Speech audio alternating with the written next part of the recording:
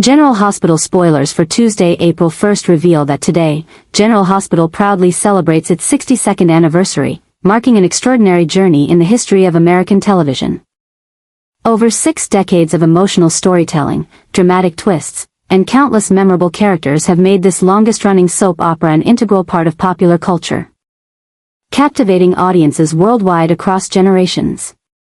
However, amid an atmosphere that should be filled with joy and nostalgia, a dark story is unfolding surrounding the memorial for Monica Quartermaine, organized by Laura. This scheduled event is not only meant to honor one of the most iconic characters in Port Charles but is also becoming the focal point of underlying conflicts and secrets waiting to erupt, creating one of the most haunting storylines in the recent history of the show.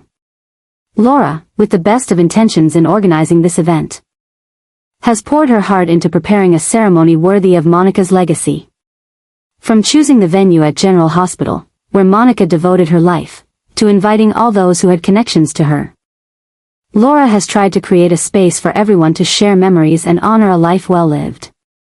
However, she never anticipated that this very ceremony would become a stage for unexpected confrontations, where long-buried secrets would have the opportunity to rise to the surface. The entire town of Port Charles is present, from the Quartermaine and Corinthos families to the Spencers and Cassidines. Even mortal enemies are forced to stand in the same room, creating a stifling, tense atmosphere.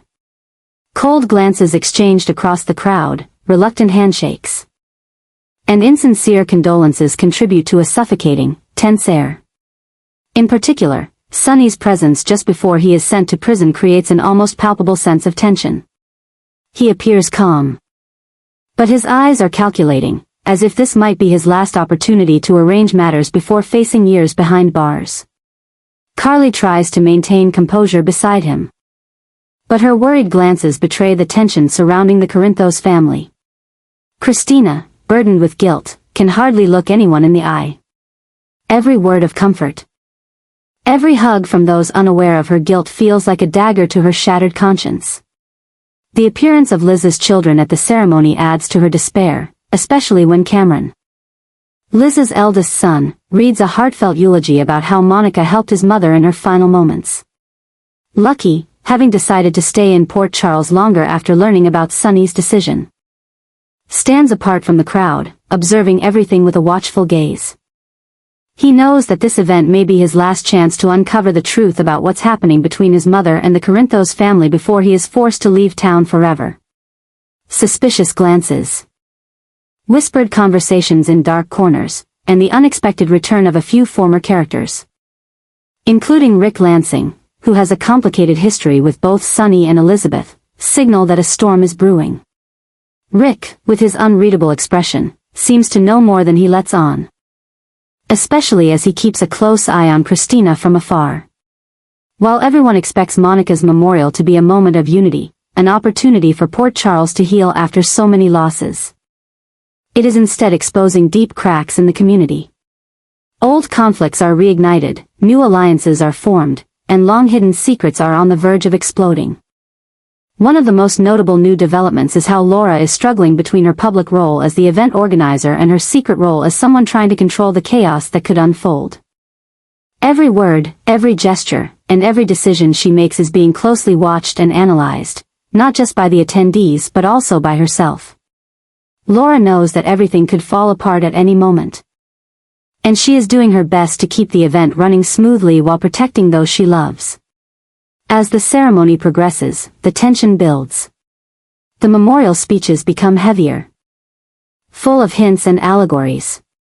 Tracy, with her characteristic bluntness, merely exposes some family secrets during her speech, leaving many holding their breath. Jason, ever alert, seems to sense the potential danger and is quietly preparing for the worst.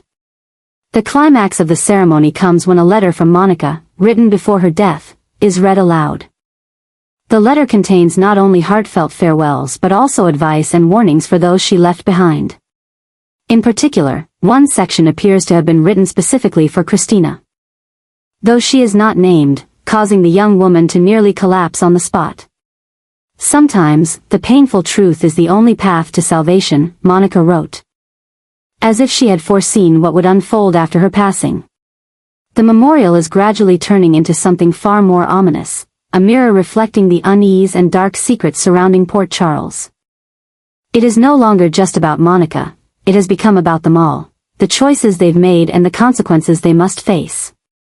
As the ceremony concludes and everyone begins to leave, Laura realizes that instead of creating a space for healing, she has unwittingly created a powder keg ready to explode.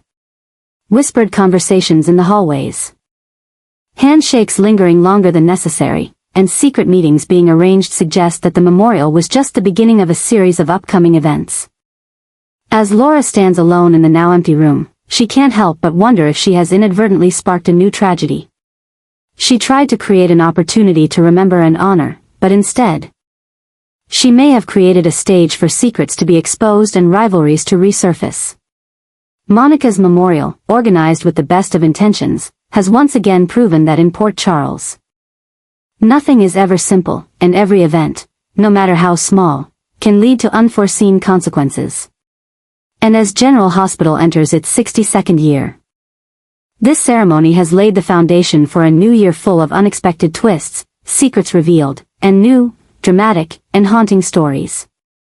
Drew and Jason, the twin brothers with a complicated past, are at a crucial turning point in their investigation into Monica Quartermain's death. A secret source has just provided them with shocking information about the true cause behind the so-called natural death of their adopted mother. This information not only raises questions about Monica's death but also has the potential to shake up the entire power structure in Port Charles.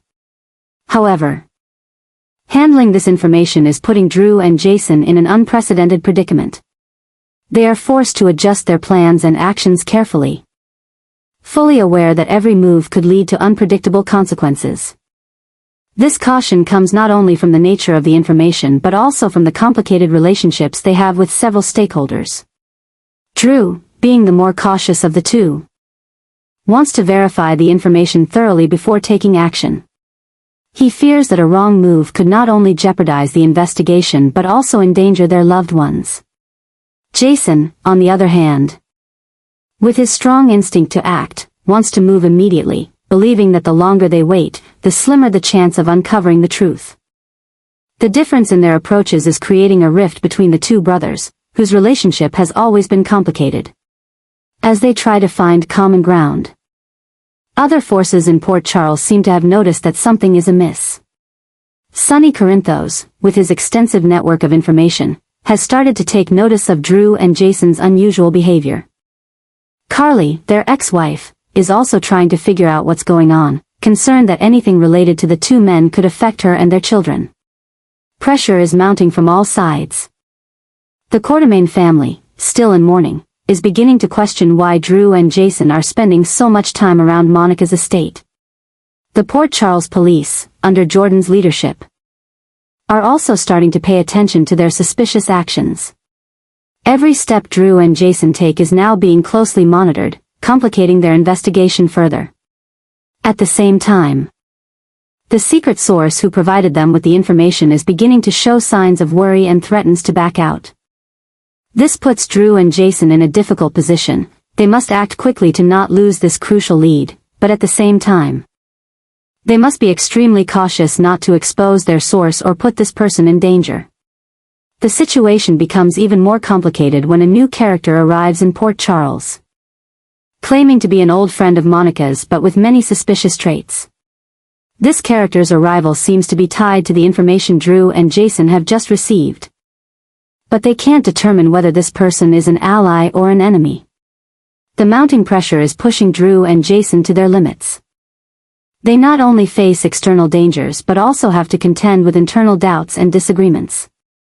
Their already tested brotherly relationship is once again under extreme strain. They must find a way to cooperate effectively while still keeping secrets and protecting their loved ones. This situation is proving that in Port Charles, even the deepest buried secrets can rise up and cause seismic shocks. Drew and Jason are now at the eye of an impending storm.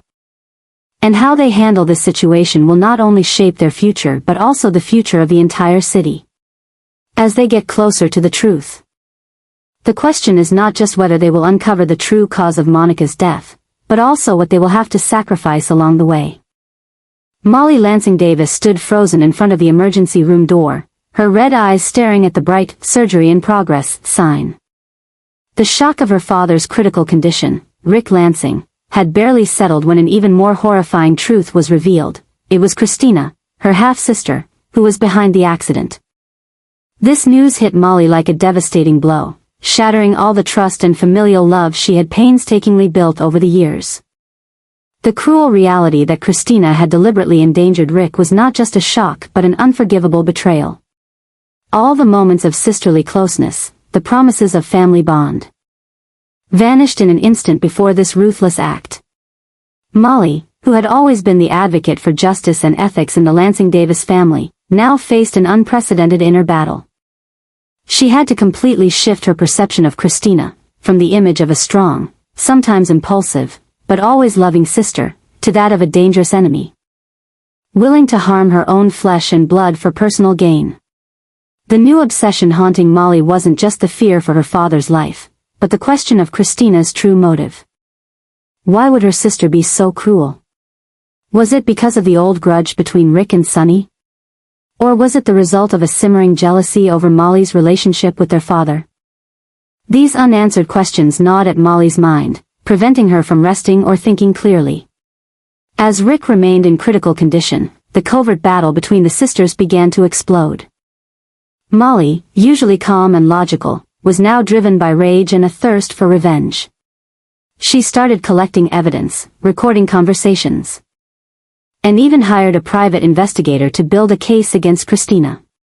Every action Molly took was meticulously planned, with one singular purpose: to make Kristina pay for what she had done. Kristina, on the other hand, was in a state of panic, knowing that Molly had discovered the truth. The fear of being exposed made her more dangerous. Kristina began taking extreme measures to protect herself, from threatening those who knew the truth to fabricating stories to tarnish Molly's reputation in the Port Charles legal community.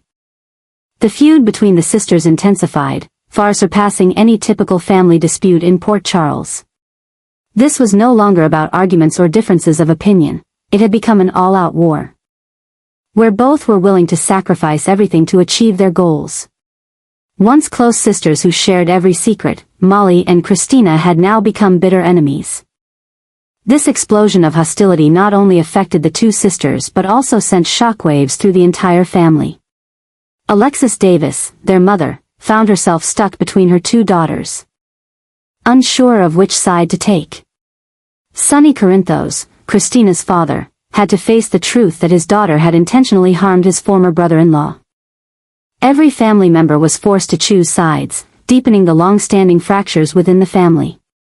As Port Charles prepared to celebrate the 62nd anniversary of General Hospital, the covert war between Molly and Kristina quietly developed into one of the most haunting stories in the show's history. This wasn't just a tale of betrayal and revenge. It was a deep exploration of the fine line between family love and the thirst for justice. As Monica's memorial approached, no one could predict whether the hatred between Molly and Kristina would explode into the open or continue to smolder like an underground fire, ready to destroy everything at the most unexpected moment. Emma stood before Anna with a bold proposal, catching the former spy off guard. She wanted to be formally trained to become an agent, not just play pretend anymore. The way Emma presented the proposal showed a maturity and determination far beyond her years. Anna realized that her granddaughter was no longer the child she needed to protect but a young woman with her own ambitions. Emma continued to convince Anna with well-prepared arguments, demonstrating an astonishing adjustment in her mindset.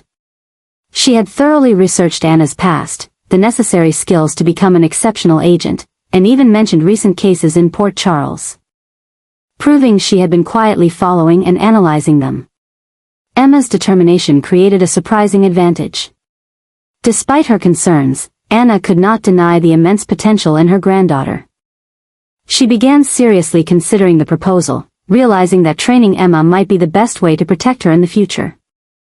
This situation sparked a new explosive story within the Scorpio Drake family. Patrick and Robin, upon hearing of their daughter's intentions, vehemently opposed the idea. They feared Emma would be drawn into the dangerous world they had tried to keep her away from. Robert, on the other hand, seemed supportive, seeing in Emma the potential for a brilliant future agent. The biggest shock for Anna wasn't just Emma's proposal but realizing that her granddaughter had secretly been watching and learning from every action she took over the years. Emma had developed sharp observation and analysis skills, even uncovering details Anna had missed in recent cases. This put Anna in a difficult position. On one hand, she had the responsibility to protect Emma from the dangers of the spy world, but on the other hand, she had the opportunity to train and guide her in the safest way possible. Anna knew that if she refused, Emma would likely find a way to learn on her own, which could be even more dangerous. As Anna struggled with her decision, Emma began applying her newly learned skills. She gradually became a valuable source of information for Anna, helping her solve small cases in Port Charles. This further complicated the situation, as Anna realized Emma's immense potential in this field. This story was becoming the focal point of attention in Port Charles, creating mixed reactions. Some worried about Emma's safety, while others saw it as an opportunity to train the next generation of protectors of the city. As things became more complicated, an unexpected event occurred, forcing Emma to use her new skills to help in an emergency. This action not only proved Emma's determination but also put Anna in the position of having to make a final decision about her granddaughter's future.